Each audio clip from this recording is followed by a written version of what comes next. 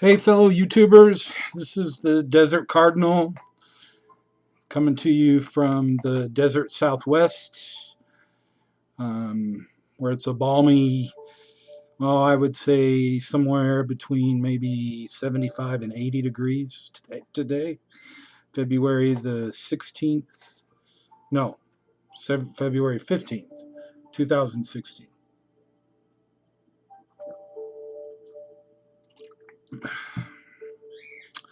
Uh, a quick update on my lithium.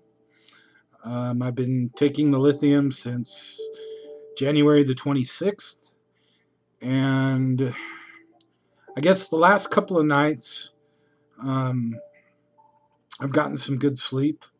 I'm not staying up anymore. I still feel the mixed state where you have the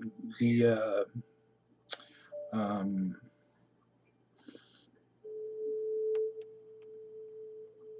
sorry, lost my train of thought. Um, where you have the depression and the mania at the same time. I still feel that kind of that pull inside of me going back and forth, but it's not as intense as it's been. So maybe the lithium's doing some good. I did find out that my blood work came back okay, and so hopefully when I see my psychiatrist next week, he'll up the dose, and I'll continue to chronicle um, for you guys. You know how I'm doing with the lithium, if it's helping or what. I have noticed I get real bad dry skin, especially like around my ears, right here. So if you see me messing around there, it's because I've got really bad dry skin. And then my left leg, left ankle is really swollen. Um, but I do have edema, so that could be related, or it may not be related. I'm not real sure. Um, but what I wanted to talk about today is social social anxiety disorder,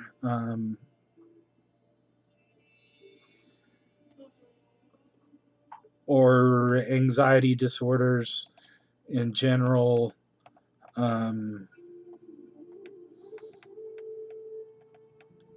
it's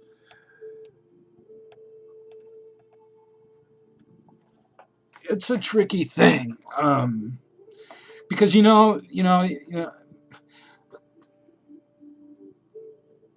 it took me a while to understand that a person just doesn't have bipolar disorder, or a person doesn't just have depression. Generally, most of the time, it's something that's mixed. Um, like a person would be bipolar and PTSD and generalized anxiety disorder, like myself, or a person could be uh, have a major depression with generalized anxiety disorder. Usually, that's how it works, and so they're all interrelated. Um, Phyllis,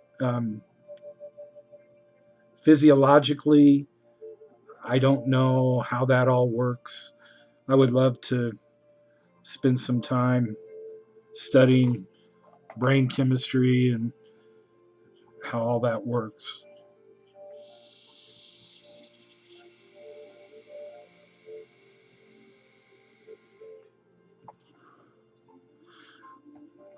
Uh, but for the purpose of today's video, I want to talk about social social anxiety, and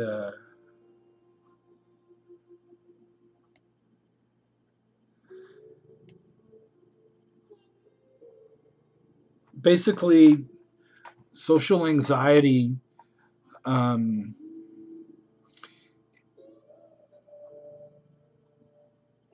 is I guess, a disorder, um, or a phobia where you're unreasonably afraid of social situations.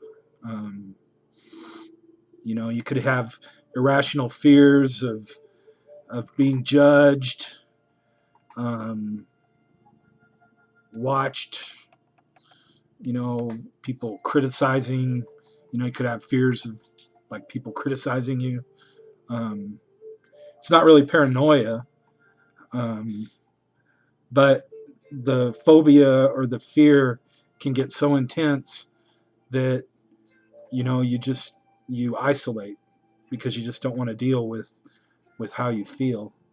At least that's what I found true, um, in my own life, dealing with the uh, the anxiety. And the funny part about it is, whenever I deal with the anxiety, um, the social anxiety, and I go ahead and go and do whatever it is socially, usually what happens is I'm um,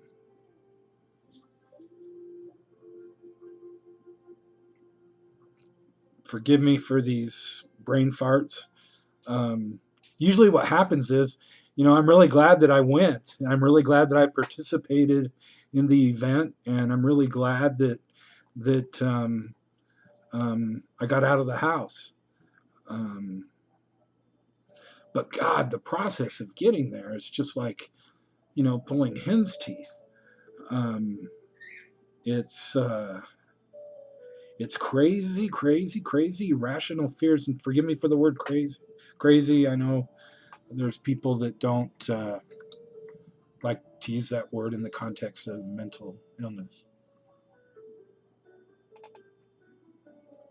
No offense. Uh,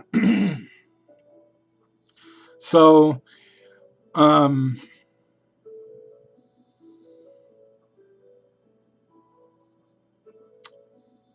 sometimes the fear can get so bad that you end up having a what's called a panic attack, and your heart races, your hands sweat, um, you are filled with irrational thoughts and racing thoughts and all of these things just going blah, blah, blah, blah, blah, blah, in your head.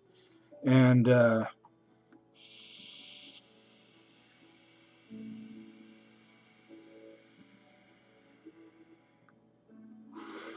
I guess the terminology is that uh, uh, anticipatory fear. And that's me. That's always been me. Whether it was a new job, um, speaking in front of people, um,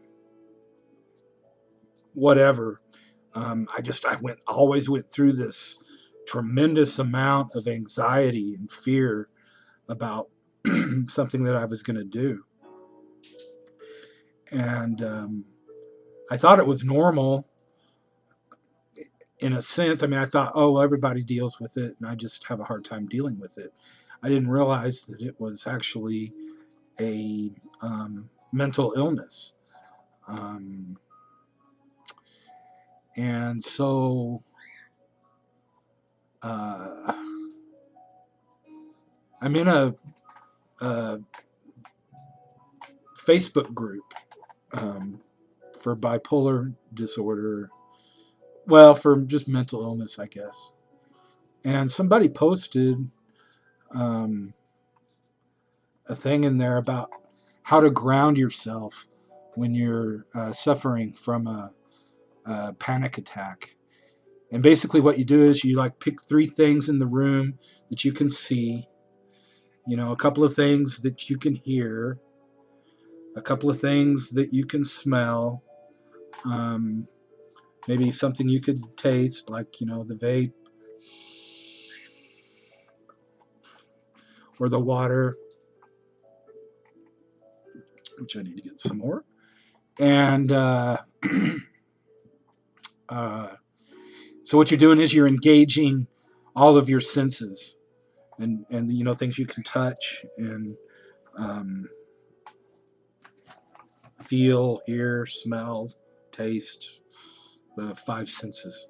And when you engage those all of those senses that way, it does what's called, it grounds you, and it works. I mean, I have been in a full blown panic episode and remembered that, and I started, doing that. Okay, I can see this lamp, I can see this book, I can see this, um, whatever, uh, and go through each of those things with my senses. And it's something that's easy to remember, because you can remember, okay, what do I see? What do I hear?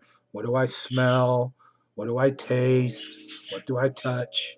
You know, and engaging all of those. It's so weird how the fear is like way up here, and that as you do that, the fear just kind of starts coming down, down, down, down, down, down, and then all of a sudden you feel in that place again. You feel that ability to be, in the now, and to be in the present moment, and not be worried about a situation that may happen tomorrow or next week, or you know um, in 2 or 3 days.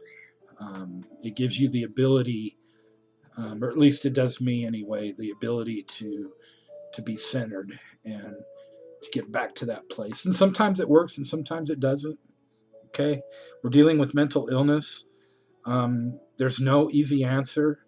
There's no quick fix. There's no secret bullet or silver bullet that, if you just do A, B, C, and D, everything's going to be great. No, it doesn't work that way, and I wish it did. Um,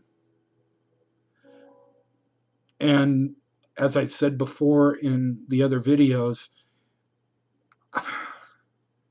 I don't know if you ever really get used to it. Um,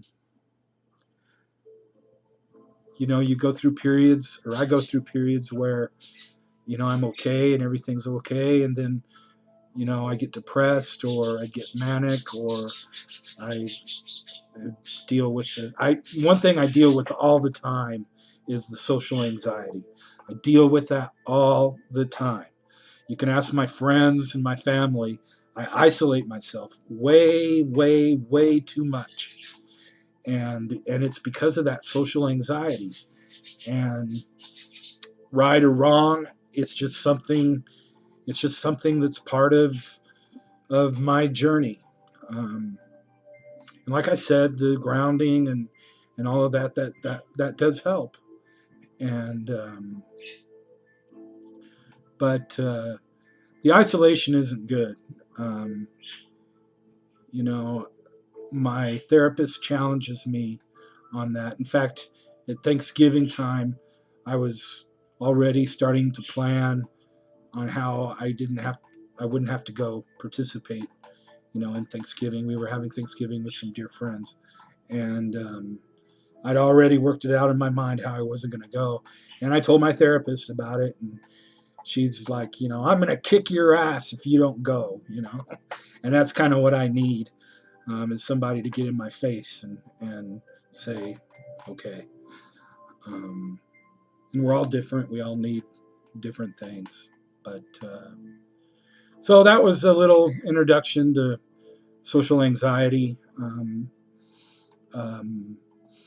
Feel free to leave a comment. My email is desertrainbow66, all one word, desertrainbow66 at gmail.com. Please feel free to email me with anything. If you need somebody to talk to, support or something, anything I can do, I'm here. And I hope that you guys are having a good President's Day, and we'll talk to you tomorrow. Take care and God bless.